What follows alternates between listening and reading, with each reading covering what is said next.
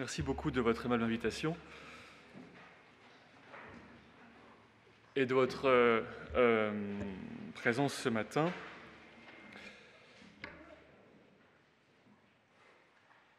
Avant tout, je trouve que ce colloque est effectivement très intéressant et positif dans l'évolution de l'approche des chrétiens à l'égard de la question du respect de la vie. Réussir à avoir une approche positive, constructive, qui explique à la société de plus en plus indifférente quelles sont les raisons qui animent profondément l'engagement particulier des chrétiens en faveur de la défense de la vie.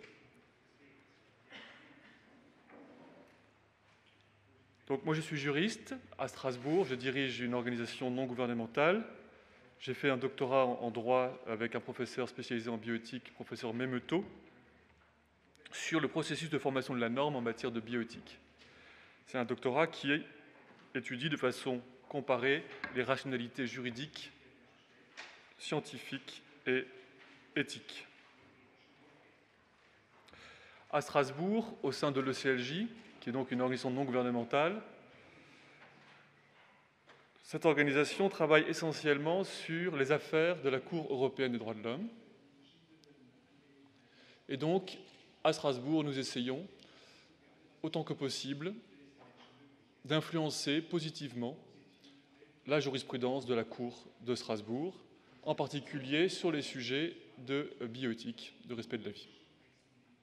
Si bien que nous avons, depuis maintenant une quinzaine d'années, une expérience assez approfondie de la pensée de la Cour de Strasbourg sur ces sujets. Influencer la Cour, ça ne se fait pas avec des moyens matériels, ça se fait au contraire par l'explication précisément, par la conviction, par la démonstration, par tout ce qui a été dit ce matin, essayer de révéler à des personnes qui souvent n'ont pas envie d'entrer dans un débat, dans une approche maïotique, alors même qu'ils sont juristes, à essayer de les amener à découvrir et à réfléchir au-delà de la surface simplement des désirs individuels. Alors, le sujet d'aujourd'hui, droit à l'enfant, convergence entre les droits de l'homme et les biotechnologies. Je dirais qu'il y a un message principal que je voudrais vous adresser. C'est une vision de la situation relative aux droits de l'homme dans ce contexte. Il est un peu en recul, un peu pessimiste peut-être, comme cela a été vu ce matin, par rapport à l'espérance chrétienne. Vu depuis les droits de l'homme, vu depuis les institutions qui promeuvent les droits de l'homme, la principale difficulté est, concernant la promotion de la culture de vie, est l'incompréhension croissante. L'incompréhension croissante, non seulement envers l'Église, même comme institution, mais au-delà, l'incompréhension envers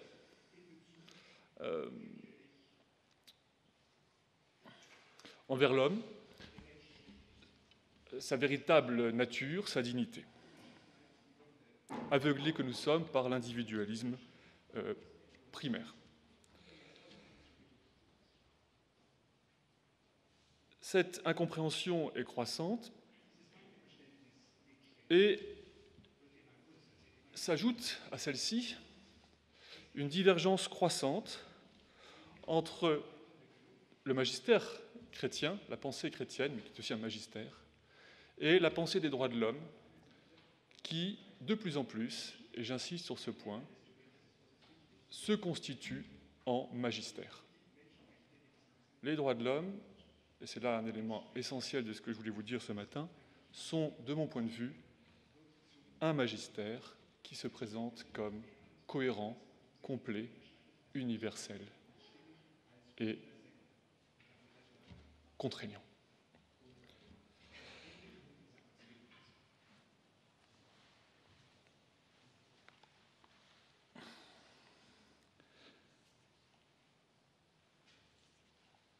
Alors que la pensée catholique, la pensée chrétienne, la vision chrétienne peine de plus en plus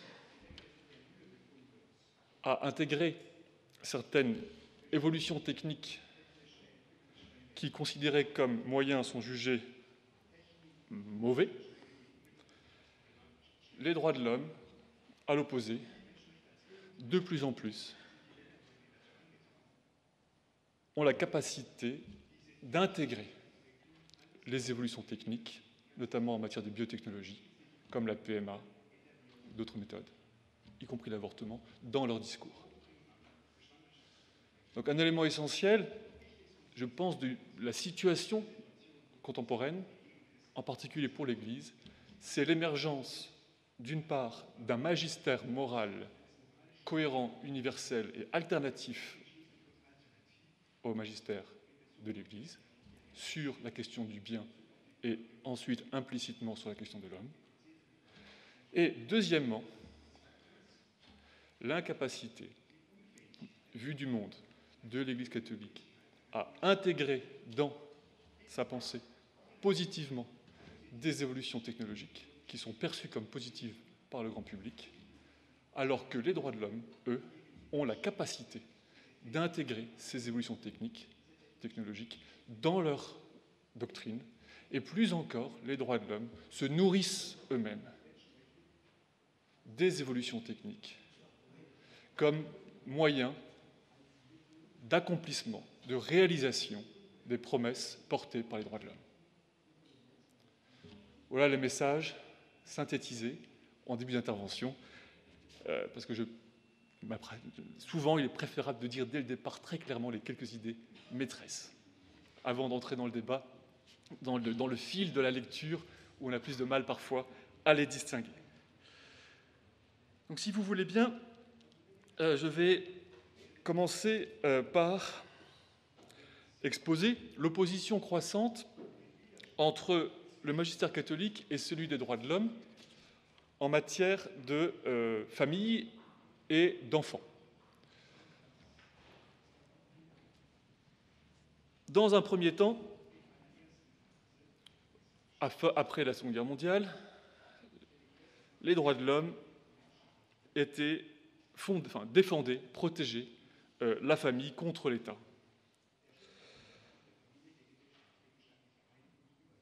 La Convention européenne des droits de l'homme protège le même droit de se marier et de fonder une famille. Dans l'approche du droit international d'après-guerre, toujours en vigueur aujourd'hui, le droit de se marier résulte de la volonté de fonder une famille. Le droit de se marier n'a, à l'époque, pas été conçu comme un droit autonome.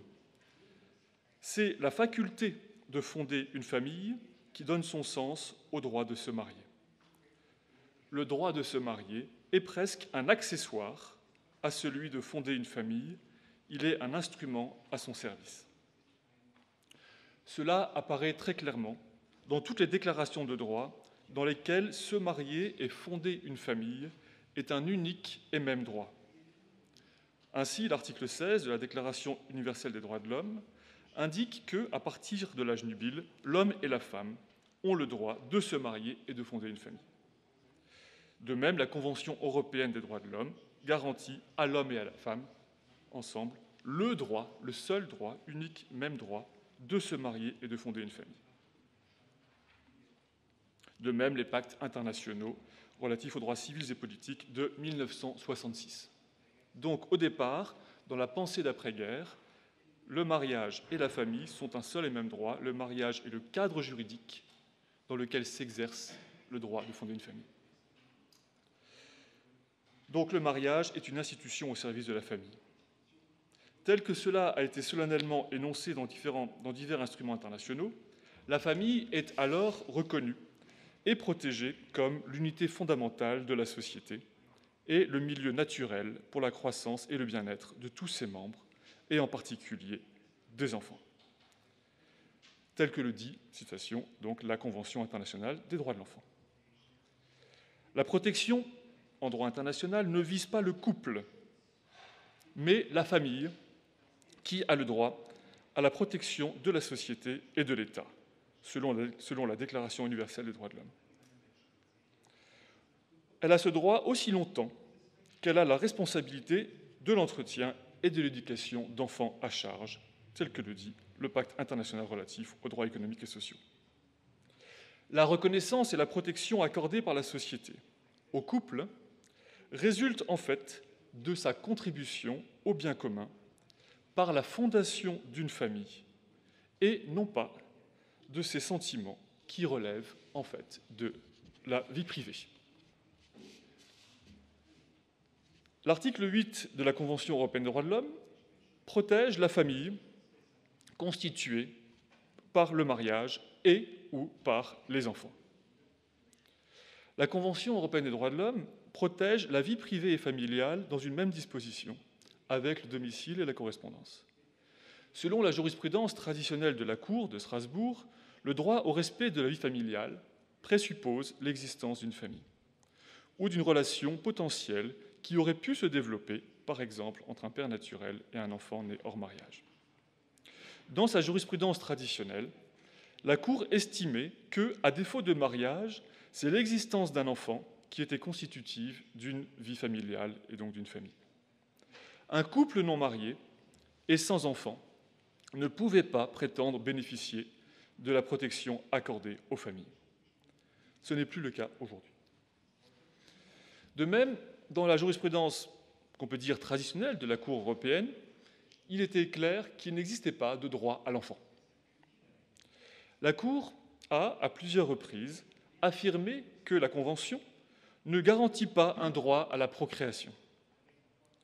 Cela est conforme à la jurisprudence traditionnelle de la Cour, qui interprète avec constance le droit de se marier et de fonder une famille comme ne garantissant pas, en tant que tel, un droit d'adopter ou d'intégrer d'une autre manière dans une famille un enfant qui n'est pas par le sang du couple, qui n'est pas l'enfant du couple par le sang.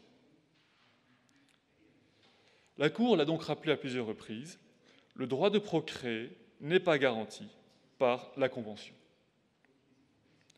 Il n'y a pas ainsi de droit subjectif à procréer, mais seulement une protection du droit du couple de ne pas être empêché de fonder une famille. Ainsi, jusqu'à une période encore assez récente, on pouvait affirmer fermement que les droits de l'homme, tels qu'interprétés par les juridictions internationales, ne contiennent pas de droit à l'enfant, mais protègent les familles contre l'État et que leur compréhension de la société et de la famille était compatible avec la doctrine du droit naturel et avec le magistère catholique. Ce n'est plus le cas aujourd'hui, même si les textes que j'ai cités demeurent en vigueur. Ce que l'on pourrait, pour simplifier, dire la révolution individualiste a, au moins en Occident, fondamentalement remis en cause cette compréhension organique, ius naturaliste, des rapports entre famille et société. C'est en fait la réaffirmation de l'individualisme au cœur de la doctrine des droits de l'homme qui, en fait, a bouleversé tout leur édifice. Donc les droits de l'homme aujourd'hui, sur ces sujets du droit à l'enfant, de la famille, ne sont plus fondés du tout sur un ordre qui se voudrait naturel, mais au contraire sont tendus vers une promesse. Les droits de l'homme ne sont plus fondés, ils sont tendus vers une promesse qui reste à accomplir.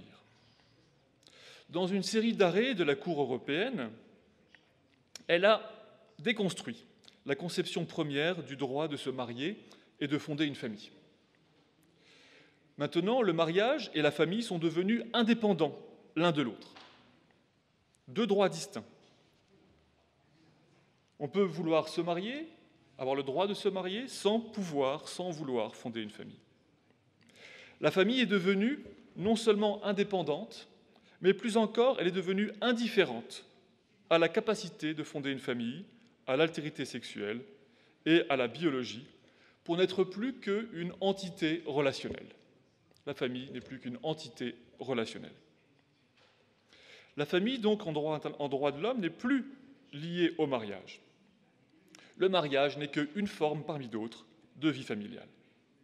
Selon la Cour, je cite, « Il n'appartient pas aux autorités nationales de se substituer aux personnes dans leur prise de décision sur la forme de vie commune qu'elles souhaitent adopter. » Chacun peut librement choisir la forme de vie commune. L'État ne peut pas imposer le mariage. Car, je continue les citations, « il y a plus d'une voie ou d'un choix possible en ce qui concerne la façon de mener une vie privée et familiale. »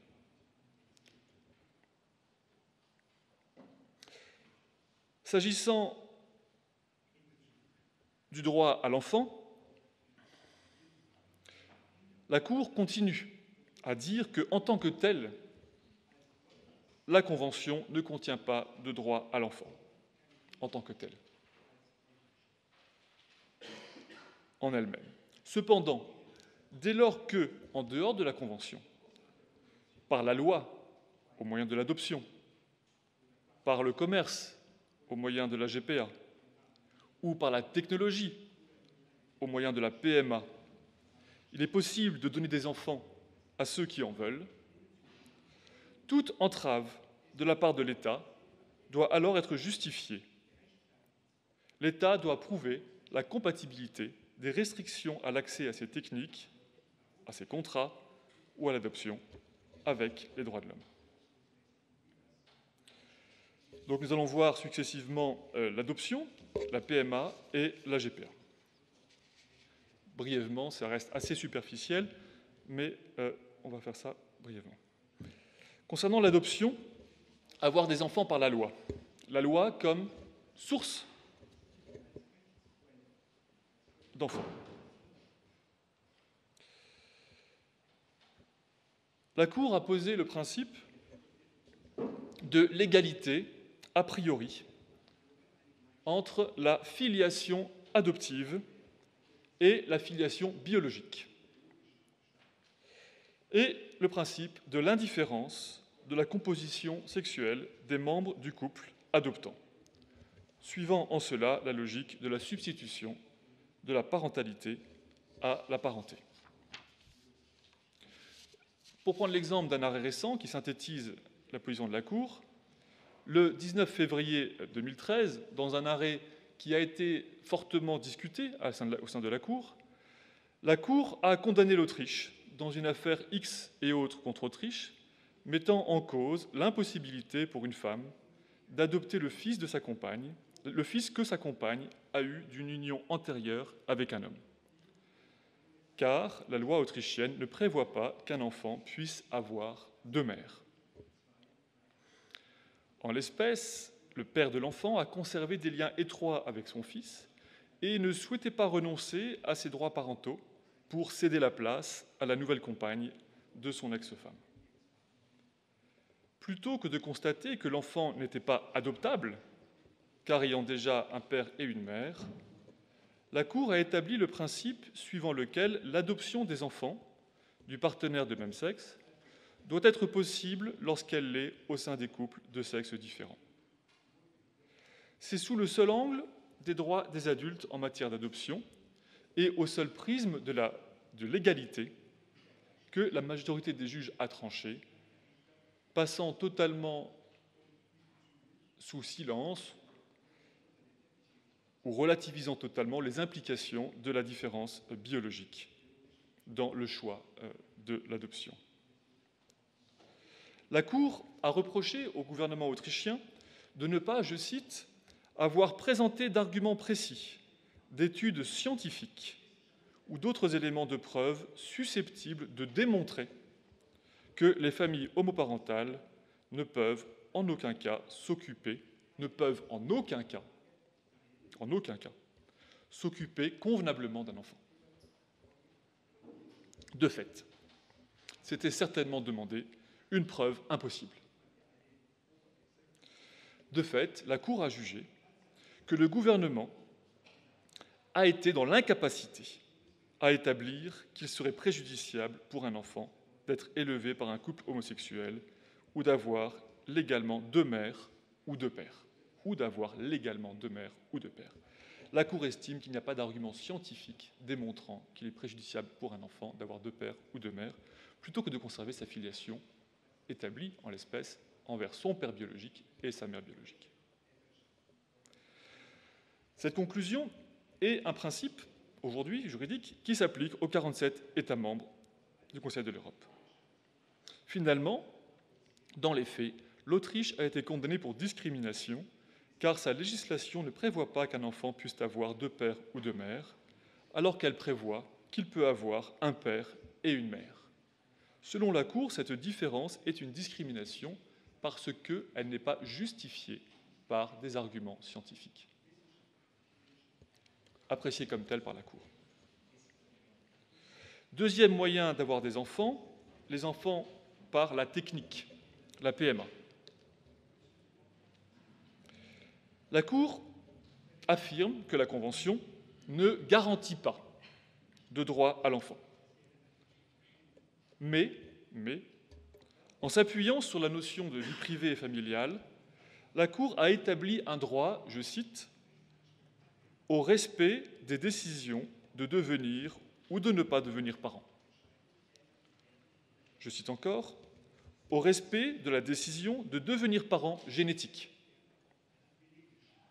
Je cite encore, « un droit à procréer en faisant appel à la procréation médicalement assistée ». Et même, je cite encore une autre affaire, « un droit de mettre au monde un enfant qui ne soit pas affecté par la maladie ». L'exemple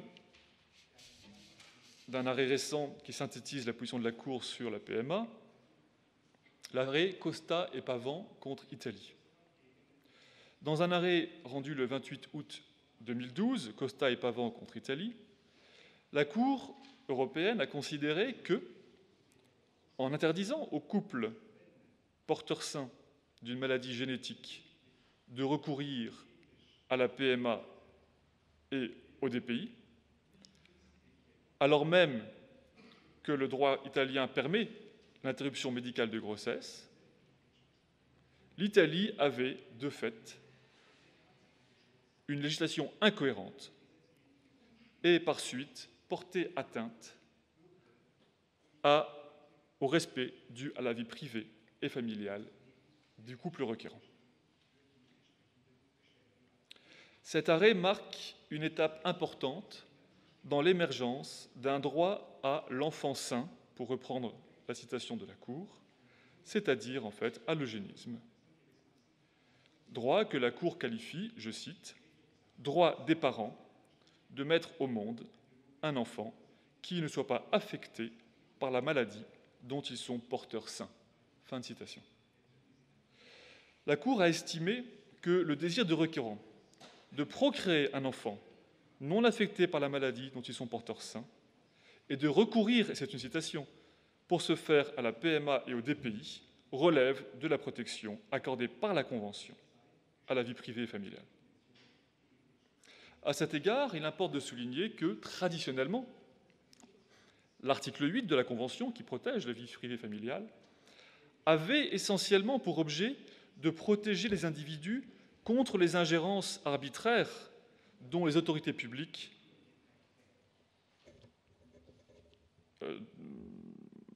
pouvaient commettre, et donc l'article 8 avait pour objet principal d'obliger les États à ne pas agir contre les personnes, obliger l'État à s'abstenir d'agir. En matière de procréation, cette obligation négative d'abstention se traduisait, et se traduit toujours, par le droit au respect des décisions de devenir ou de ne pas devenir parent.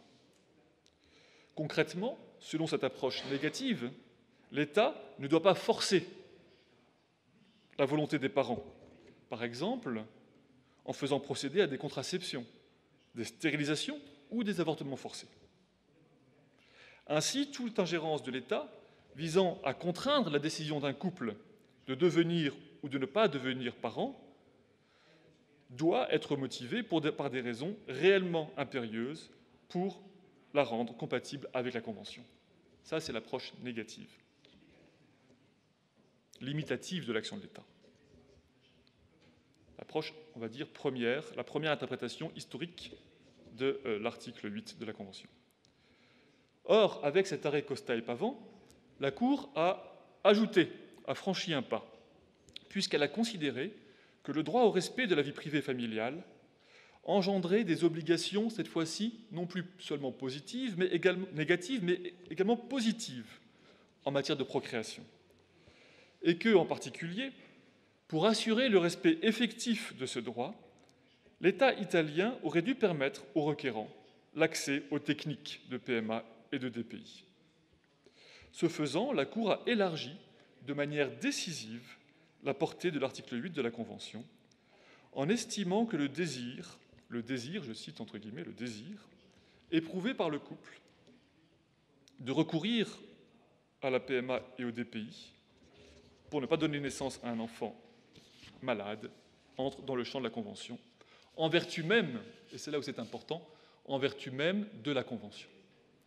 C'est-à-dire que c'est la Convention en elle-même qui contient originellement ce droit de recourir à la PMA et au DPI, puisque en Italie, ces pratiques sont interdites. Donc ce droit ne peut trouver son origine que dans la Convention. En d'autres termes, estimer que la demande du couple Costa et Pavant peut se prévaloir de l'article 8, c'est estimer que la technique de fécondation in vitro et de tri embryonnaire est une composante essentielle et autonome de la vie privée et familiale garantie par la Convention. Ensuite, troisième méthode pour avoir des enfants, les enfants par le commerce, la GPA. La Cour a été confrontée récemment à plusieurs affaires de procréation, de gestation pour autrui, mère porteuse, et s'est prononcée dans 3 affaires. 2 affaires françaises avant l'été, une affaire belge avant-hier. La gestation pour autrui, le plus souvent, telle qu'elle est pratiquée, implique toujours un contrat de prestation par lequel une femme accepte de renoncer à ses droits parentaux envers un enfant qu'elle va porter et ensuite remettre à une tierce personne. Le plus souvent, la gestation pour autrui est hétérologue. Ça veut dire qu'elle est réalisée avec au moins un donneur de gamètes. Il est rare, finalement, que ce soit totalement homologue. La GPA pose des problèmes éthiques graves, malgré l'encadrement juridique qui parfois est posé dans des États. Il demeure que le corps est le plus souvent considéré comme indisponible et que la GPA est en soi une atteinte à ce principe. Lorsque la Cour a été confrontée aux affaires de mères porteuses, la question première qui se posait était de savoir si elle allait accepter ces pratiques. Puisque la Cour, en tant que aussi autorité morale, doit regarder les pratiques émergentes et porter un jugement sur elles. Dans les affaires Menson et Labassé contre France, la Cour a implicitement accepté les pratiques de mères porteuses comme étant compatibles avec la doctrine des droits de l'homme, comme ayant leur place au sein des droits de l'homme. Elle a dit que ces pratiques sont une méthode parmi d'autres de procréation médicalement assistée. Et donc, selon la Cour, la GPA n'est pas en soi contraire aux droits de l'homme, n'est pas en soi une violation des droits de la femme, mère porteuse, ou des droits de l'enfant, mais est a priori compatible avec les droits de l'homme. Et là, je pense que c'est un point essentiel.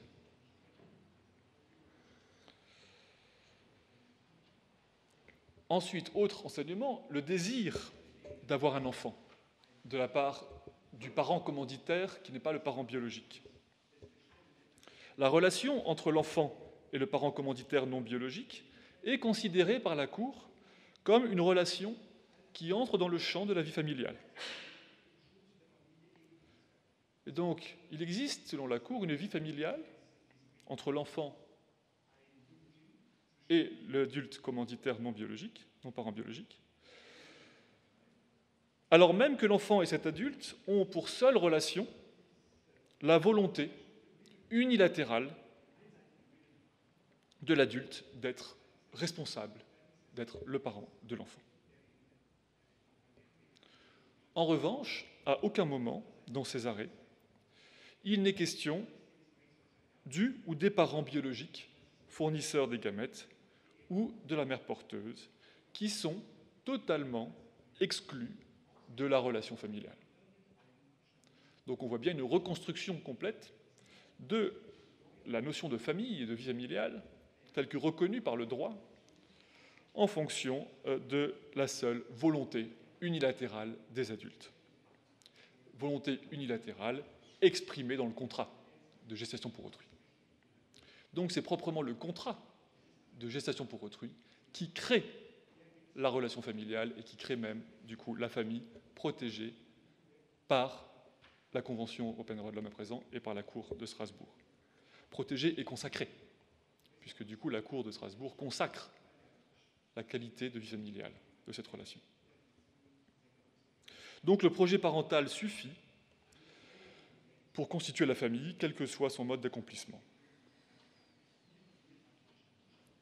Alors, comment est-ce que la Cour est passée de cette approche traditionnelle que j'ai décrite en premier des droits de l'homme, fondée sur, on va dire, le droit naturel, une compréhension organique de la société et de la famille, à cette vision totalement déstructurée, individualisée, fondée sur la volonté individuelle de la famille.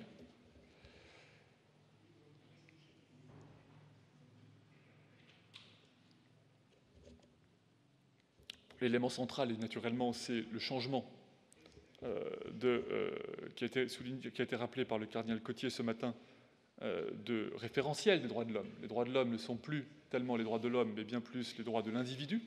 Donc l'individu a remplacé l'homme comme sujet et objet des droits de l'homme. Ça, c'est le changement général, global.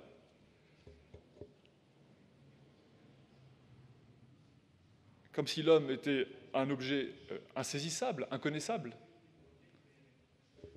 Et finalement, seul l'individu aurait la capacité d'être connu et appréhendé rationnellement par le juge. L'homme ne serait pas un sujet rationnel, finalement.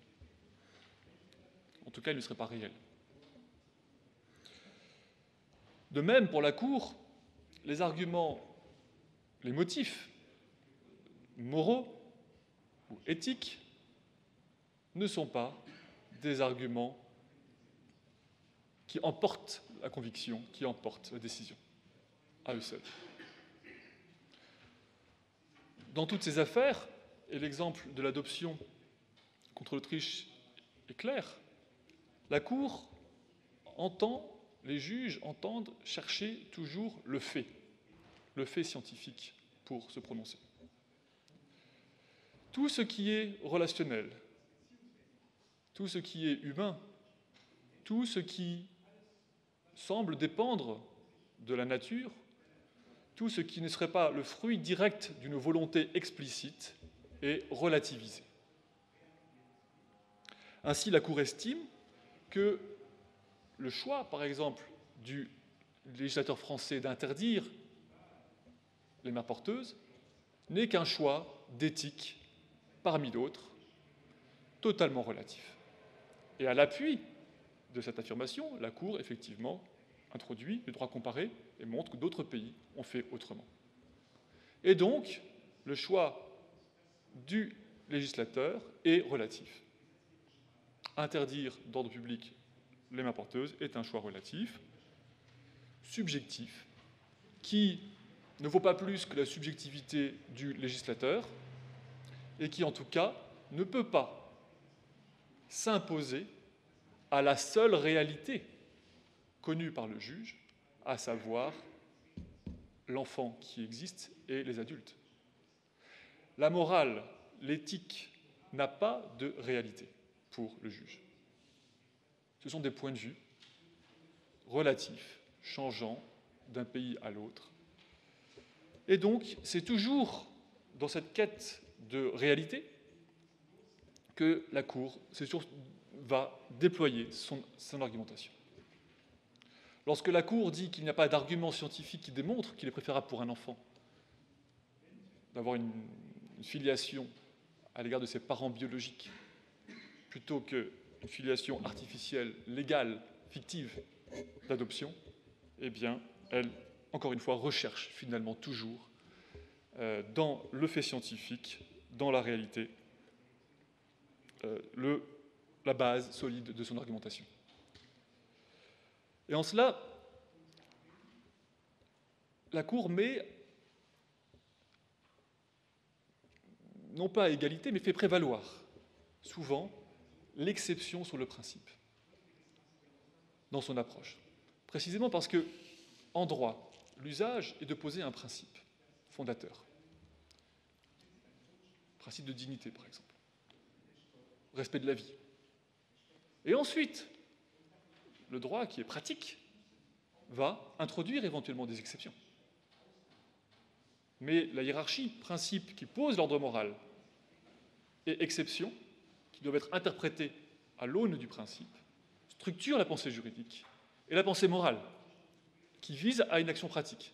Mais en maintenant, la Cour, elle, va voir le principe comme étant abstrait et théorique et relatif, comme n'ayant finalement pas d'existence.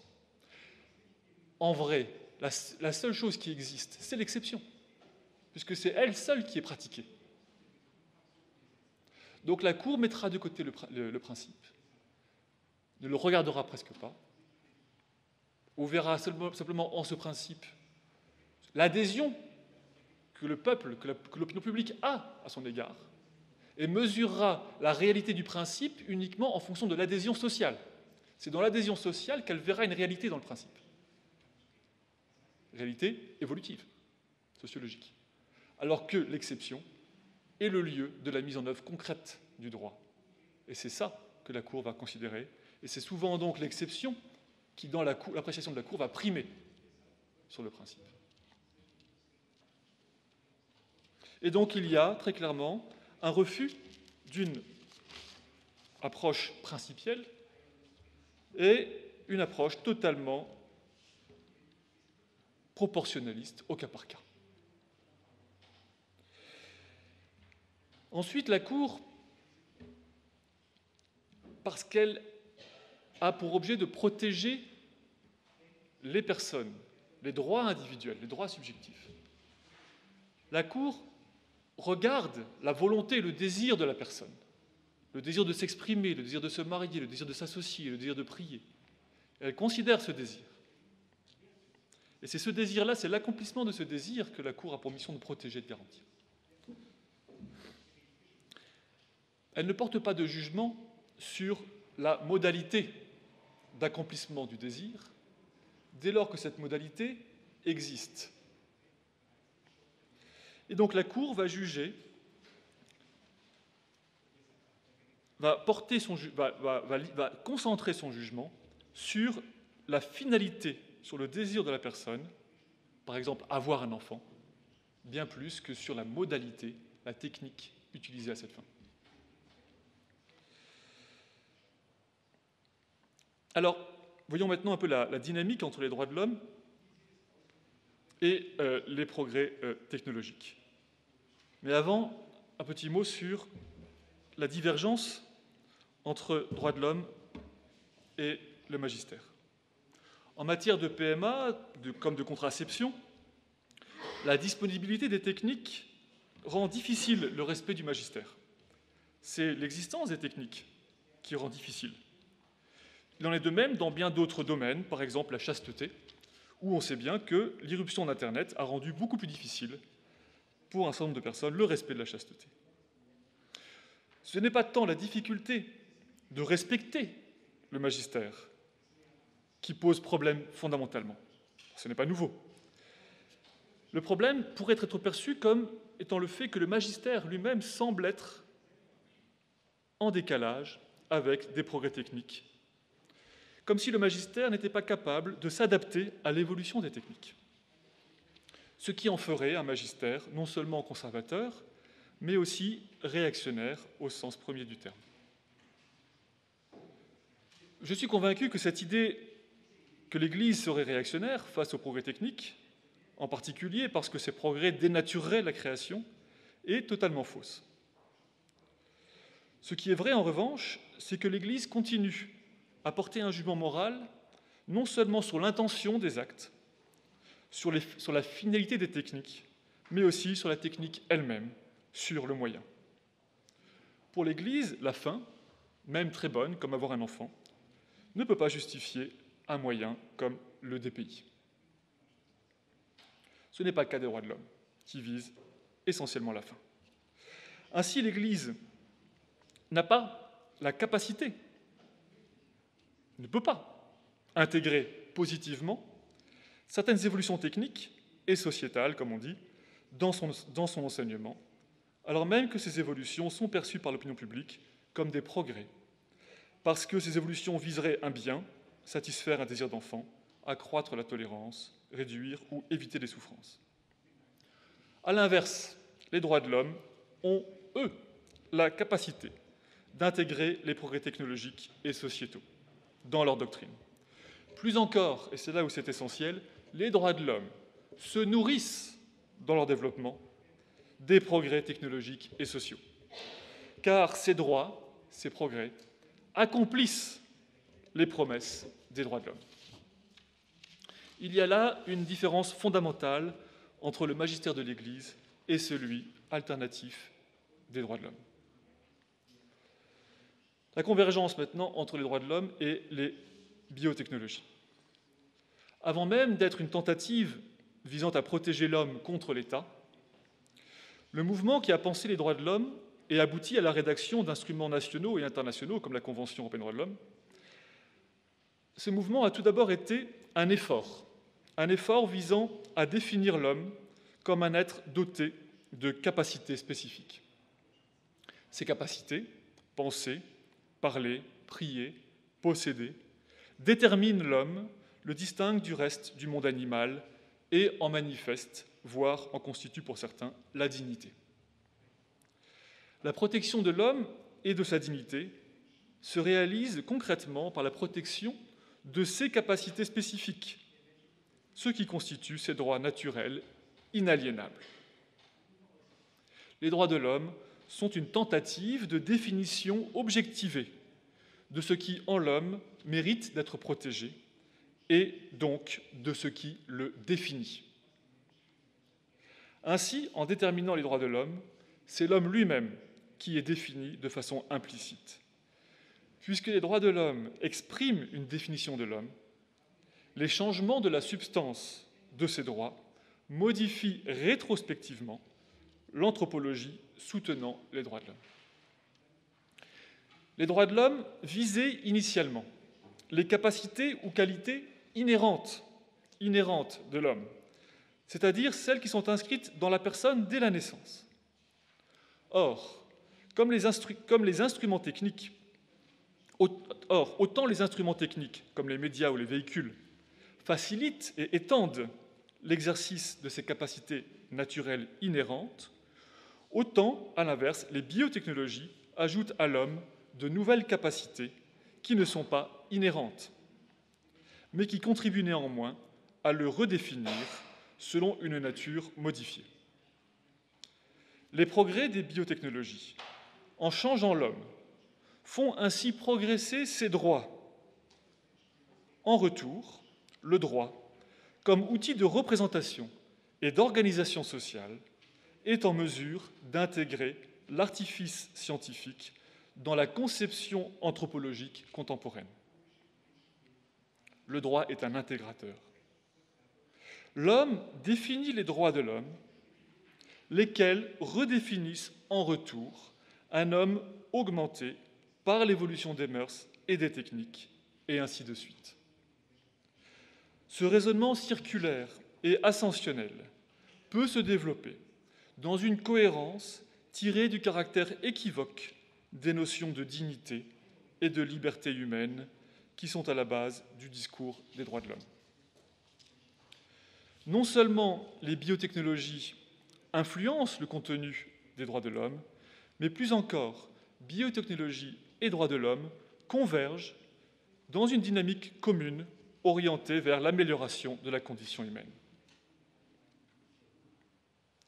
Tant que les droits de l'homme ne visaient que des capacités naturelles, inhérentes, ils avaient exclusivement une fonction protectrice et se manifestaient par l'obligation négative de l'État de ne pas porter atteinte à l'exercice de ces capacités.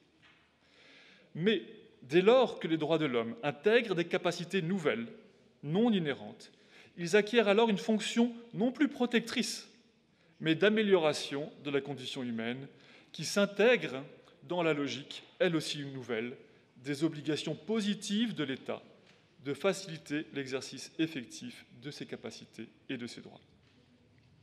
Cette perspective d'amélioration, voire de rupture dans la condition humaine, constitue le cœur de la réflexion sur le post- et le transhumanisme. Si ces post- et transhumanismes succèdent à l'humanisme qui sous-tendait originellement les droits de l'homme, il est dans l'ordre des choses que cette succession s'observe aussi dans les décisions de la Cour. D'ailleurs, l'idée d'homme nouveau, de régénération de l'espèce humaine, n'est pas étrangère à la tradition des droits de l'homme et à la philosophie des Lumières. Plus encore, la sélection génétique ne serait pas étrangère à la nature humaine, en ce qu'elle est le mécanisme à l'œuvre dans la théorie de l'évolution. Le bien qui, dans la pensée classique, consiste pour l'homme à suivre et à accomplir sa nature, se confond désormais avec la loi, en l'espèce, de sélection. À cette convergence entre les droits de l'homme et les biotechnologies s'ajoute celle unissant la médecine et l'État-providence. Les droits de l'homme se sont développés au XXe siècle avec l'État-providence, dont l'une des missions est de faire de la médecine et de la santé un service public. Droits de l'homme, État-providence et médecine servent un commun objectif et sont liés. Or, de même que les droits de l'homme n'ont plus seulement pour fonction de protéger, mais aussi d'améliorer, de même la médecine ne vise plus seulement à soigner, mais également à améliorer la condition humaine. À cette fin, durant ces dernières décennies, la médecine a abandonné le principe de finalité thérapeutique des actes médicaux. Les droits de l'homme, comme la médecine non thérapeutique, offrent des promesses que l'État-providence, social et libéral, serait tenu de réaliser et d'offrir à chacun, pourvu qu'il en ait les moyens. Donc, voilà un bref survol de l'évolution des droits de l'homme, s'agissant de son regard sur, d'abord, la famille, la procréation, mais au-delà de son regard sur l'homme, qui, de mon point de vue, s'éloigne fortement du regard chrétien. On peut avoir un peu de temps pour les questions, si vous voulez bien.